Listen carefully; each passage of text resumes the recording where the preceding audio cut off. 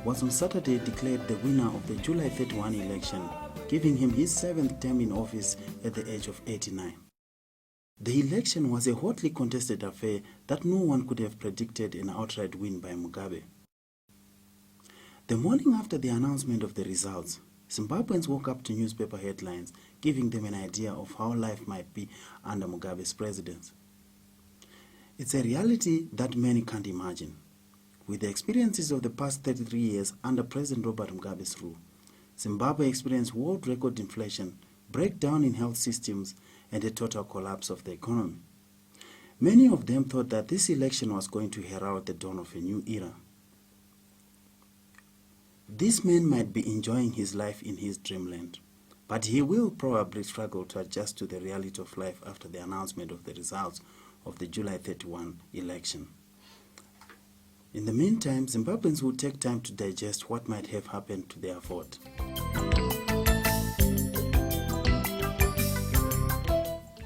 While the Zimbabwe Electoral Commission was announcing Mugabe as the new Zimbabwean president for the next 5 years at the Election Command Center in town, across town, MDC President Morgan Tsvangirai was convening a press conference where he declared himself the real winner of the election, vowing to challenge the results in the courts of law.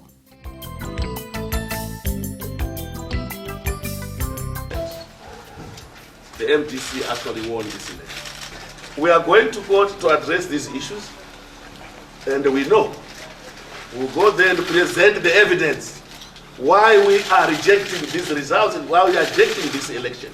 We later invited a business and political analyst to the studio to hear their views on the aftermath of the election. I would like to start with you, Mr. Mahanya. So far, the indications are that ZANU-PF is resoundingly winning this election. What do you make of this election? There's nothing new. We knew before this election that Mugabe had stolen the vote. You can start from the way the election dates were managed through the court. You can see from how the voters' roll was managed. You can see from how the voter registration, the constitutional voter registration was going around, that this result was coming.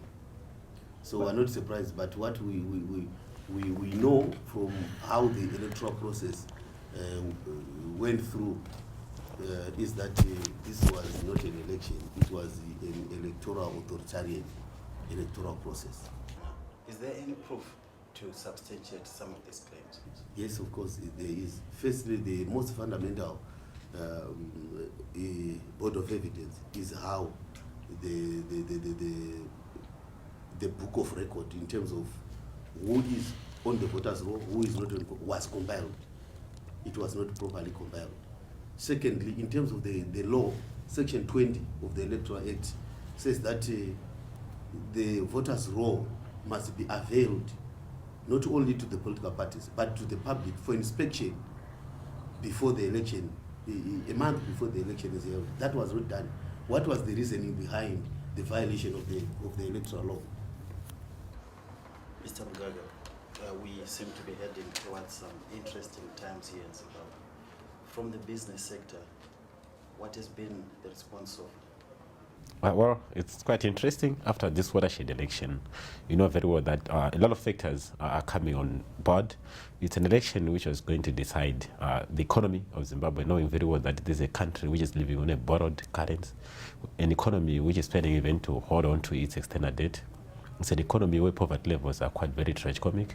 And at the same time, we know very well that the coming of US dollar, which is not dollarization in the former sense of it, but more currency, possibly you know the relations between the Western capitals and Harare, chances are quite very high that they will be strained enough to see a decline in GDP growth going forward.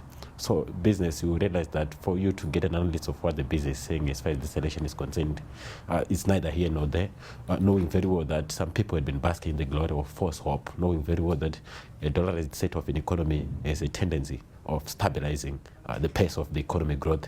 But you go into the industry, you realize that most of the factors, you look at the capacity utilization, is a problem. Something has to also be propped up to say, with indigenization policy coming on board, it had caused its own tremors, especially to the foreign investment. But you look also from the Jews, yes, the policy was quite very interesting. But if you look at the figures coming out from the command center in Harare today, you will see that obviously the focus is to be on how to deal with indigenization. If it means altering some of the tenets of the policy itself, possibly that could be the way forward, as we know very well that what is coming out will not have room for Jews possibly to define where Zimbabwe is going to be. Mr. Mugabe, you seem to be painting a pessimistic picture. What does a ZANU-PF government mean for the ordinary person? It's not ahead, as you know. There are people with the vote which had come out. Allegations are there of rigging, and I know very well that the whole process will be carried in terms of maybe the legality of how to handle the whole crisis as it is being seen from the other angle. But from an economic angle, sometimes we have to say, come the next government, and the next government is coming for sure. People know very well that with Robert Mugabe, when he's having such numbers, either allegations that they're rigging or not, a government is coming under ZANU-PF. And it is this very same government where people have to ask themselves how they're going to handle it. Yes, the doom is there. Most people are quite pessimistic in terms of the economic position of ZANU-PF's policy of indigenization, of empowering, knowing well that the economy itself is narrow. It had not been growing. The capacity utilization is below 50%. The external debt is still not being solved. So trying possibly to be expropriating behavior or to apportion wealth will create problems, as we know very well that it's an economy where we need to increase value more than to divide the little value where the economy is. So people are ecstatic. Some of them are actually holding on to their balances to say it's very hard to try to invest in an economy where you don't know whether this outcome will be accepted from a very formidable anchor of Morgan Tsvangirai too. So it's neither. Mr. Ryan, going into this election, there was widespread optimism that it was time for change in Zimbabwe. And some of this change could not happen with this election. And when I say change, I mean people expecting the president of Mr. Morgan Tsvangirai. Where to now for Zimbabwe? There are several factors I think that we have to look at. What we know for sure, like my colleague has pointed out, that a government is coming, is inescapable, it is inevitable. But what we need to know, or what we need to see, is how they will handle the economic problems. Are they going to move from their socialist rhetoric to encompass market policies? But even if they were to encompass market policies, marketization itself without democratization is also problematic. So they will have to look at the liberal market policies and their political direction and political ideology. Because what has been happening prior to the election, apart from the policy of indigenization, there was also some movement by ZANU-PF towards the liberalization of the economy. But liberalization on its own without democratization, that is marketization without democratization, will not assist the situation. So the direction of where this country is going will be determined when Mugabe is sworn in, when he establishes government, when he announces their economic policy. I think that is where we will get the direction. But there's a lot of pessimism given the policies that ZANU-PF has been talking about, indigenization, company seizures and the like. But it also depends on how the international community, particularly the European Union and others, will receive this government. From a regional point of view and African point of view, it seems that SADC is ready to do business with Mugabe. It also means the AU is ready to do business with Mugabe. So the onus is on Mugabe on how he will deliver his economic policies. If he delivers his economic policies on a path of reform, we may see growth in the economy. If he doesn't do the seizures and the like, and I suspect that Mugabe will not go on an onslaught against the economy. We may actually see stabilization of the economy if Mugabe, takes the indications that are there, where the region wants to do business with him, where Africa wants to do business with him. I don't think Mugabe will go on a socialist approach to the economy. Where are you getting the confidence that Mr. Mugabe will change this time, when for the last 33 years we've seen the robust, bombastic manner that he has dealt whenever odds were against him? I looked at Mugabe's interviews. He's 30 when he was in March. That interview where he heard about his 89th birthday, where he differed fundamentally with the way Minister Kasukuwere was handling the indigenization policy. Even if you look at how he argued on the issue of banks, he was not for the seizures of banks. It may be an indication that he will not be interested in seizing capital, foreign capital in the banks. So the way indication, and you must also understand that Mugabe is a Machiavellian character, and Machiavelli wrote 2 books. One is The Prince. In The Prince, Machiavelli says that the leader must be feared, and that the leader must rule, using the armory. But he wrote another book called The Discourses. In The Discourses, Machiavelli says the leader must leave a legacy. Mugabe is at the end of his political career, and his life is also approaching its end. So what will Mugabe be remembered if he goes?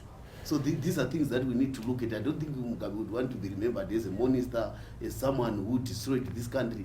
Having one resounding through what Mugabe will do in these last years of his rule, will try to leave some form of legacy. And this is where I get this hope that Mugabe will not be the Mugabe of the 90s or the Mugabe of 2000. It will be a different Mugabe, because he wants to leave a legacy before he left the throne, before he leaves the throne.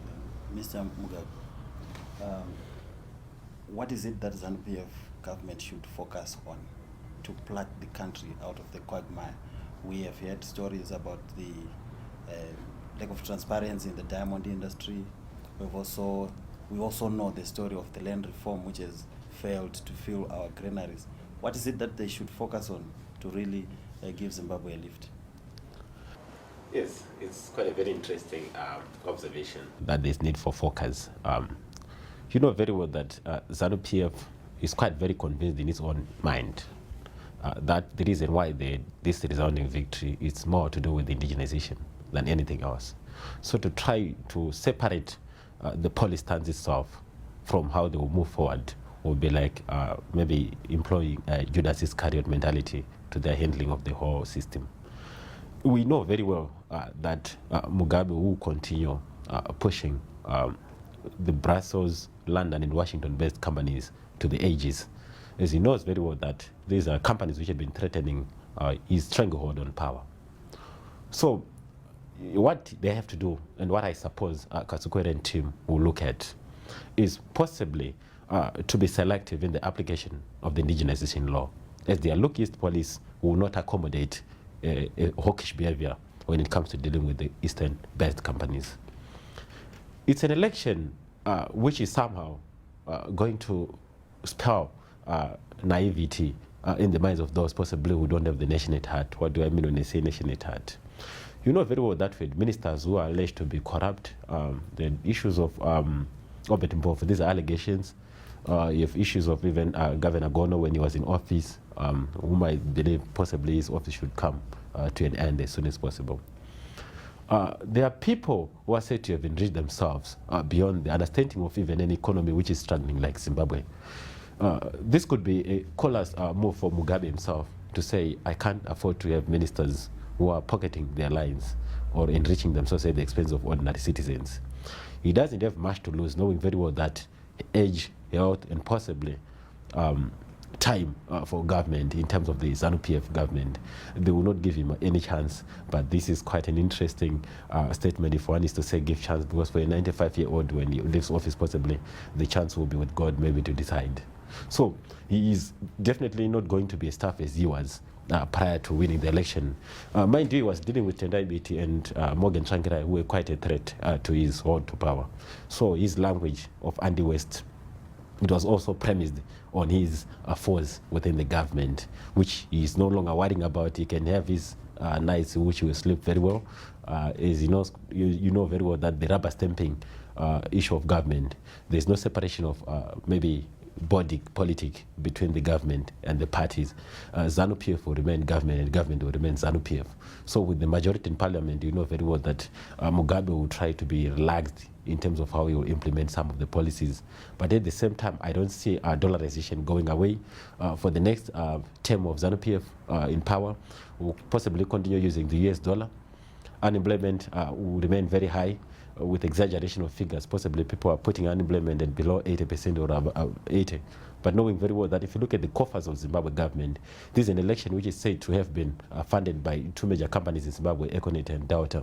So if you look at such things, you realize that this is a case of a banana economy where most of the companies are non-existent or they're existing in name only. And for Mugabe, we know very well that if these two companies are honestly said to have contributed, and they did contribute to the funding of this election, what is in store for an ordinary Zimbabwean? Because not everyone can be an entrepreneur. You go even to Western capitals. France is said to have unemployment of around 9% as we speak. You talk of Spain, it's above 24%. All those dynamics, you realize that no one talks of creating your own job in economies where the environment is more enabling than Zimbabwe. So for them to continue possibly talking about create jobs, employ and indigenize yourself, it's not going to have currents in this global village where you know very well that even the phone you're holding will be a foreign product. That's how they are going to face it possibly. And Mr. Rwan, I don't agree that that will be the end of the MTC. No. The difference between the MTC and other political parties that it end of the MTC. No. The difference between the MTC and the other political parties that it for after elections is that the MTC has a huge social base. It's not just a party of the elite. It's not an elite-based party. This is a grassroots party, which before this election had constituencies in rural areas all over the Zimbabwe. So to say that the MTC will fall simply because there has been naked and massive rigging, when the people themselves know what they did. They know what they did. They know how they voted. For instance, I will give you an example. In Mount Pleasant, where Tendai Biti went there and saw buses, the people who voted in Mount Pleasant for that ZANU-PF are not the residents of Mount Pleasant. Mount Pleasant is a posh suburb, and they know who resides in Mount Pleasant. I have one presiding officer who was based at some school that I will not mention in Mount Pleasant, where at 1 a.m. people actually were bussed. They came in Zupco buses from outside of Mount Pleasant to vote. So those who think that Timber lost, it is a fallacy. It did not lose. People who had nothing to do with Mount Pleasant came and voted, but it remained the status quo. If the MDC was a part of the elite, did not have a social base to stand on, it could have been defeated. But this is not the first time that the MTC had faced this kind of stuff. In 2005, we had a similar, what we have now is what happened in 2005, but what happened after 2005. So I don't buy the idea that Tsvangirai would do this, MTC would do, or based on this fictitious. This election was a movie. It was not an election. It is fictitious because it doesn't represent the sovereign will of the people of Zimbabwe. I come from Masvingo. And the people in Masvingo, the people that I know, cannot accept that the whole of Masvingo, all the MPs, all the councillors, none voted for the MTC. All of them, all of a sudden, want this old geriatric old man who is reaching his 90s. Mr. Rwan, I don't believe that. What does this election do to the people's confidence in elections as a way of choosing their own government? From what we have been hearing in the streets, people are somehow losing hope in the process of elections. Yeah, of course, what people should understand that this is what is called an electoral authoritarian regime, in which elections may not mean anything, in which you hold choiceless elections. The challenge to address this issue of lack of confidence in the electoral rests squarely on the MDC and other democratic forces. I would agree that if the MDC does not take proper decisions to do with this election, that is where I agree that they may fall. If the MDC thinks that it was merely about rigging, about the naked rigging that we saw, and they do not look into themselves, have self-introspection, what they could have done better, how they could have stopped this, and they don't go back to the drawing board to simply say let them have an indaba as a part to see how they could have handled this issue and reach out. If you look at how Tsvangirai has been thumped, how Welshmen have been thumped by this system, it gives an impression that they need to come together and see there has to be some leadership renewal, institutional renewal, structural renewal within the party itself, so that when they go out to confront this naked rigging, they go with a sense of renewal, with a sense of urgency, with a sense of unity. So they have to self-interrogate themselves before they come up with a wholesome strategy to confront what we know was a rigged poll. Well, this is Africa, and I have with me here two gentlemen who have been giving us interesting insights on the aftermath of the just ended Zimbabwean election. And one of the things that is coming out of this conversation is that the economy is going to be key in deciding the direction that Zimbabwe is going to be taking after this election. And of course, it is also very interesting to find out just how the Movement for Democratic Change Party is going to move from here. So I will continue our program with Mr. Mgaga. A lot of young people have been expecting jobs. Prior to this election, they have been talking about jobs and more jobs. Do you think the ZANU-PF government will be able to provide this for young people? Indeed. Zimbabweans, they were hoping for the best in the very last election, but at the same time fearing the West. They are quite very aware that the Zimbabwean economy, it's a typical case, honestly, of a walking textbook of pathology, one will call it. You know very well that the economy's arteries had been clogging, there had not been quiet movement, as I alluded to just before. This is an economy which had been living on the false hope of a dollarized economy, and this had eroded inflation, exchange rate, interest rates had been quite very unfriendly, even to anyone who wants to start business. So to expect creation of employment, assuming that the policies of yesterday are going to be carried forward, it's just maybe someone who could believe in Honolulu, which is not quite practical at this juncture. It's an economy where everyone knows very well that unemployment is an African problem, it's not a Zimbabwean problem. But what would rather make it worse in Zimbabwe is how we've been pushing away foreign direct investment, which had been proven to be quite a very reliable source of employment creation in most African countries. A visit to countries like Angola, as we speak today, you go to Mozambique, they'd attracted more foreign direct investment than even South Africa of late, if you could maybe look at your statistics from a closer range, which would leave one wondering what could have attracted people to go to Mozambique ahead of a nation which is quite more developed from an African perspective like South Africa. It's to do with policy stance. In South Africa, we are quite very aware that you look at people like Malema, they've been talking about indigenization, which had been a problem for Zimbabwe, and this had seen the FDI influence slackening in SA. Therefore, in coming back home, do you expect employment creation to be significant, given the policy stance of the present government is just but a mirage? We really don't think employment creation will be significant. It will be possibly a case of politicking and liposacking figures to say more and more people have been employed. But there is no capacity at the moment. There is no funding. Zimbabwe's banking sector is quite very narrow.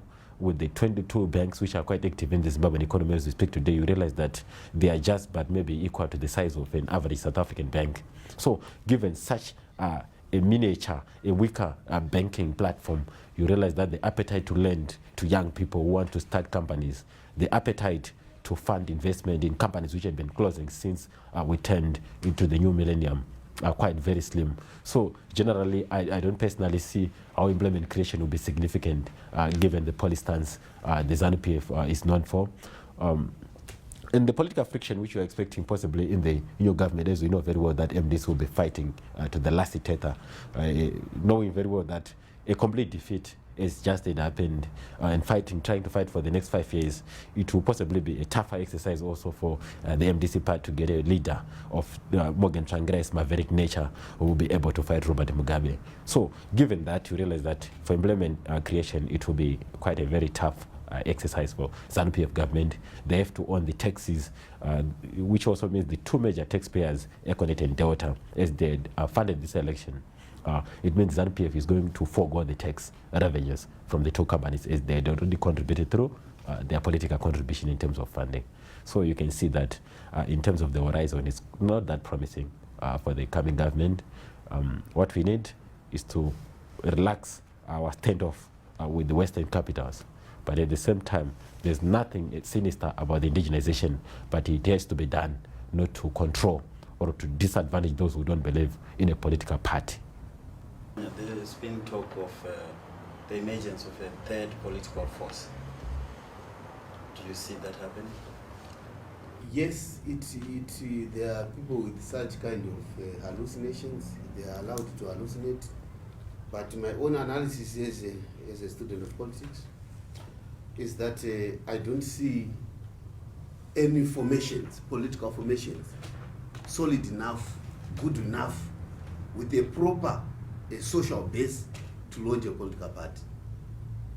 I don't see those formations. I know the NCA is there, but the NCA is as good as dead. They may claim this and that, but I know from a social base perspective, social movement perspective, if the NCA is no longer a social movement, the MDC became a viable political party because it had a basic social movement in the Zimbabwe Congress of Trade Unions. But there's one thing that has not been interrogated in this whole matrix. People are saying ZANU-PF will be strong, this and that. People have voted for Mugabe, but they don't know who they will get. It is a fact that Mugabe is 89. It is not possible that at the end of his term, which is supposed to be 5 years, we will have Mugabe as the president. So the question now is, who will take over from Mugabe? Who is that person that the people allegedly voted for? So I suspect people have allegedly voted for Mugabe, but they will get a different character. Who is that character? What are the policies of that character? What is the capacity of that character to unite the political monolithic party called ZANU? Do we have any consensus in ZANU-PF as to who takes over from Mugabe? I don't think we will have. So these illusions that ZANU is invincible, that ZANU will continue as a monolithic political party, are misguided, because I foresee the night of the long knives in ZANU-PF if Mugabe goes off by any other means apart from retirement. Who is going to succeed Mugabe? Mugabe will not be there in 5 years' time. Yeah. He's 89. Take 89 plus 5. That will be 94. Do you think that Mugabe will be able to run the affairs of the state at the age of 93? Mandela is 94 and is struggling from waking up from the hospital. So who is going to be in charge after Mugabe is off? Is it Mnangagwa? What is the capacity of Mnangagwa to unite the forces in ZANU? What is the capacity of Mamjuru to unite the factions in ZANU? So I foresee a night of the long knives similar to that in 1934 when Hitler took over in Germany. And should that happen, ZANU-PF has a capacity for self-destruction because of those factional infighting. Mr. Ranya, you are bringing in a very interesting dimension to this discussion. But I would like to ask you also about where Mr. Tsvangirai will go from here. Is it not time for a change of leadership within the MDC? As a political analyst, I may wish that, but that is a decision that I don't foresee in the MDC people with the capacity and the courage and also a social base to challenge Tsvangirai at this point in time. If it were to happen, it would be his magnanimous decision to say, I've fought my own struggle, I've done my own party, and I think the guys in the party must find a leader. It would be at his own benevolence. But within the party, looking at all the characters that are there, I don't think there is anyone with the capacity and a social base to stand up that decision. But if Tsvangirai were to decide, that would be in the interest of his party. That would be in the interest of his legacy. That is what I was talking when I was saying that there is need for internal relook. Not to say the MDC lost this election because of Tsvangirai's failures. No, this election was rigged, naked rigging. But also there were problems within the party that we should look at. For instance, I did not see the viability of the Women's League in the MDC. It was not viable. The Makone of the Women's Assembly and the Mativenga of the Women's Assembly are two different characters. And also the labor issue, the social movement. Not only that, from a civic society point of view, civic society was not fit for purpose in this election. So this election was not only a defeat of Tsvangirai, but a defeat of the broader democratic struggle. Us in civil society, what was our role in the democratic struggle? And also the donor component. They were also involved in this mess. What was their contribution? So, naive to think MDC alone. What about us in civil society? What about even the academia, the researchers? What about even the donors? What did they do? Did they fund this election good enough? But at the end of the day, the political formation that had the capacity to challenge Mugabe must, in the overall, take the lead, introspect, and see if they think the leadership, not only of Tsvangirai, but the whole group, were it good enough. Mr. Mugagam, we have seen in other countries, like for example, Ghana, Nigeria, the diasporians playing a critical role in uplifting their economies, and some of the statistics that I have come across actually say that the money that is being remitted back to Africa by Africans in the diaspora is much more than the aid that we are receiving. Is it not time for Zimbabweans in the diaspora to play a part, probably, now that ZANU-PF is pushing this indigenization policy? That will be a conundrum of some sort. There's no rationality in expecting them possibly to push for remittances back home, when you know very well that these are the very same people who are crying that if we denied our vote, then there's no formal basis for you to expect them to contribute to the formal aim of donations or remittances. Notwithstanding that, Zimbabwe is a very rich nation, as we know. We are talking of a nation which is in the top 10 in terms of diamond reserves, which is also in the top 5 in the world in terms of platinum reserves. A nation which today is boasting of that literacy rate above 90%. For us to look for solace from the people who are living beyond the ocean will be a complete admission of failure. Which means, by implication, ZANU-PF in the first place is not supposed or should not be in power. What Zimbabweans are supposed to do, or what they have to face, is how are we going to handle a case of diamonds which had been a problem for years? There had been a school of thought which had been saying, look, Mugabe and his government will not allow diamond transparency, knowing very well that the treasury boss was coming from an opposition party. But now, since he's going to appoint his own Minister of Finance, possibly he will say, why should I continue being opaque in my operations in terms of diamonds? So it's not necessary for us to expect remittances, because research also shows that most of those who are living in the diaspora, they are not really living well. They are struggling. You go to those European countries like Italy, Portugal, Spain, and even United Kingdom. Poverty levels are on the rise. As you know, the economies had been not growing of late, with the European debt crisis taking its toll upon the ordinary citizens of America. You see those strikes are coming up every day within the world, the international channels on TV, radio, and stuff like. What is needed is for Mugabe and this party to be very pragmatic when it comes to handling corruption, which is not a secret that it had hit all the facets of the economy. It is Mugabe's part today also not to maybe use the comradeship relationship to say, because we had been fighting together since 1980, I can afford to have you and you will not be touched. So Zimbabwe's potential, I don't see the need for us to look beyond to say we are going to get resources from there. My advice is only that the indigenization bill, which is calling for 51% stake for the locals.